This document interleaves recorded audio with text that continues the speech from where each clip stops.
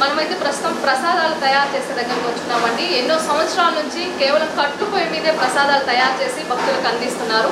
ఆ స్వామి వారితో మాట్లాడదాము. స్వామి నమస్తే. ఓం నమో వెంకటేశాయ. ఎన్ని సంవత్సరాల నుంచి ఇక్కడ మీరు మా తాత దగ్గర నుంచి ఇక్కడ మొత్తం ఈ ప్రసాదాలు యొక్క చేస్తున్నాము.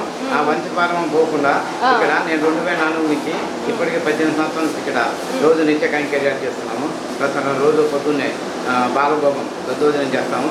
తర్వాత అన్నము పప్పు చేస్తాము. ఇంకా భక్తులు ఏదైనా ప్రసాదాలు ఇచ్చి చేసి నైవేద్యం పెట్టి వాళ్ళకి ఇచ్చింటాము.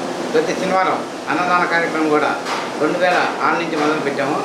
ఒక 10 సంవత్సరాలు చేసాం. తర్వాత ఇప్పుడు కొత్తగా అన్నదాన కార్యక్రమం భవనం కట్టిన తర్వాత ఇప్పుడు అక్కడికి మార్చారు.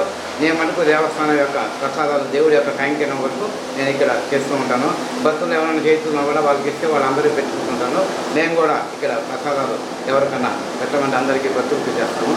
ప్రతి శనివారం నాడు ఒక 25 కేజీల పులిహార భక్తులకి అందుబాటులో ఉంచుతాము. అంటే మామూలు ప్యాకెట్లు అంతే కదా ఉందాము.